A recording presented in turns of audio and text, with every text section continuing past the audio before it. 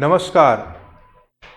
तमिलनाडु के कल्लाकुरुची जिले में जहरीली शराब पीने से 65 लोगों की मौत हो गई और इस मौत के बाद जो लोग मारे गए थे उन लोगों के परिवारों को प्रत्येक को 10-10 लाख रुपए मुआवजा देने की तमिलनाडु की स्टालिन सरकार ने घोषणा की।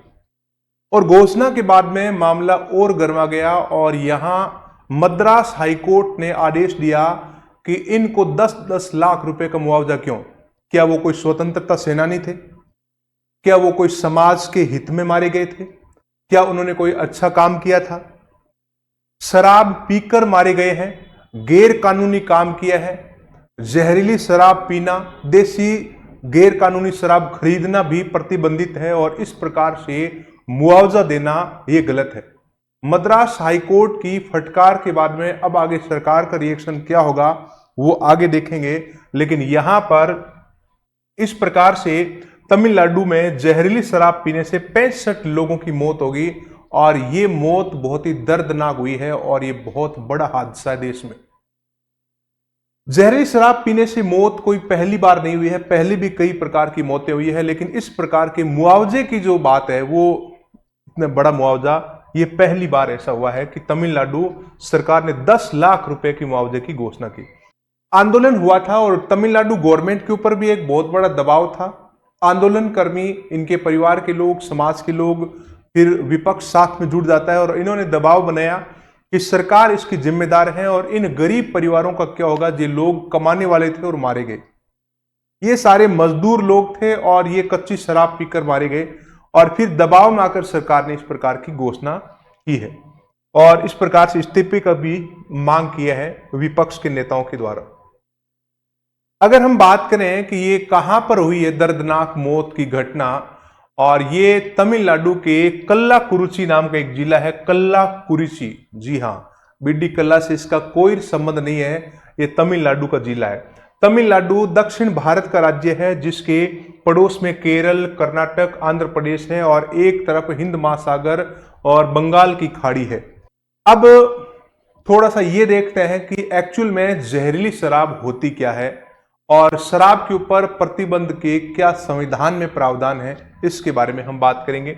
आप देखें, शराब को अधिक नशीला बनाने के चक्कर में कुछ लोग इस प्रकार की मिलावट करते हैं और उनको इस मिलावट के दुष्परिणाम कितने घातक हो सकते हैं इस बात का पता नहीं होता है। इथाइल अल्कोहल से नुकसान नहीं होता है, लेकिन मिथाइल अल्कोहल से फार्मिक एसिड बनता है। जी हां, फार्मिक एसिड वही होता है जो चींटी के डंक में भी होता है। आपने साइंस में पढ़ा होगा कि चींटी एक डंक मारती है तो दर्द होता है और वो दर्द के पीछे कारण होता है फार्मिक एसिड। और जो चींटी अपने डंक के माध्यम से जो फार्मिक एसिड छोड़ती है वो एक बूंद का बहुत ही छोटा 100वां हिस्सा होता है और उससे भी हमें इतना दर्द होता है। तो ये देखो, फार्मिक एसिड की बोतल गटक जाते हैं तो फिर मौत नहीं होगी तो क्या होगी?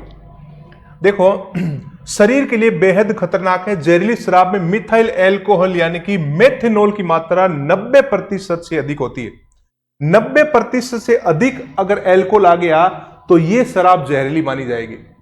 और इसका रेशियो अगर पता नहीं होता है शराब बनाने वालों को तो फिर वो जहरीली शराब बना देते हैं और पीने वालों की मौत होती है और आंखों की रोशनी चली जाती है और नर्वस ब्रेकडाउन हो जाता है बॉडी का।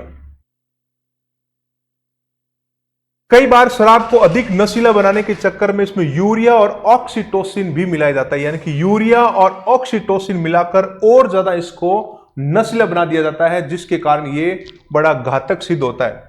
फार्मिक एसिड होती है जानलेवा। जहरीली शराब में फार्मिक एसिड काफी अधिक होती है और इसी के कारण तमाम परेशानियां होती है और ये मौत का कारण बनती है।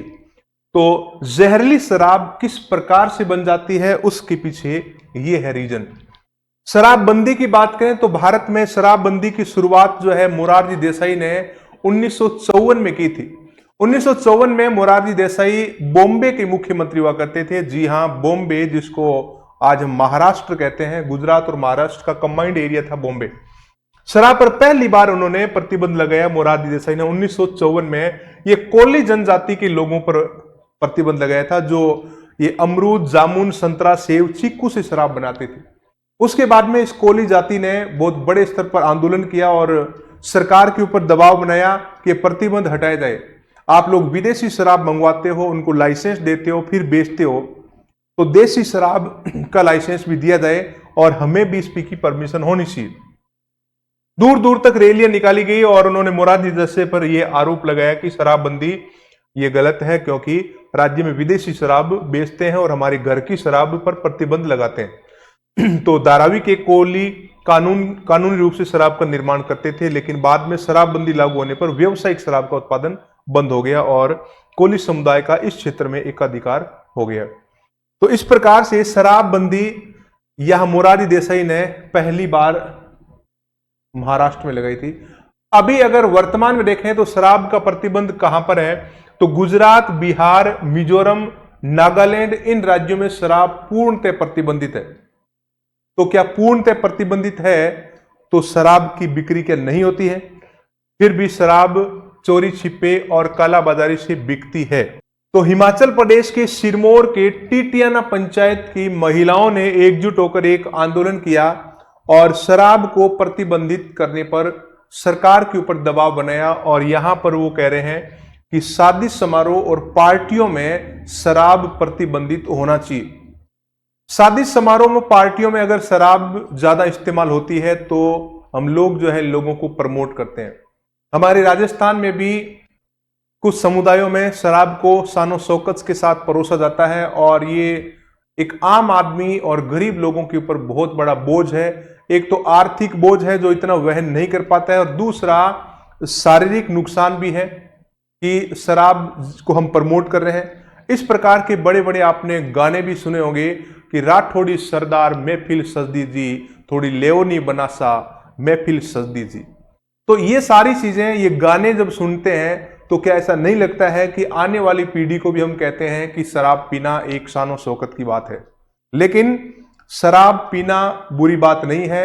शराब कितनी पीना है, कहां से पीना है और कौन सी शराब नहीं पीना है, इसका ज्ञान होना भी साथ साथ में जो बहुत ही जरूरी है। इंडियन कॉन्स्टिट्यूशन आर्टिकल 47 में लिखा है कि भारत सरकार मदिरा, नशीली दवाओं और शराब के ऊपर प्रतिबंध लगाए।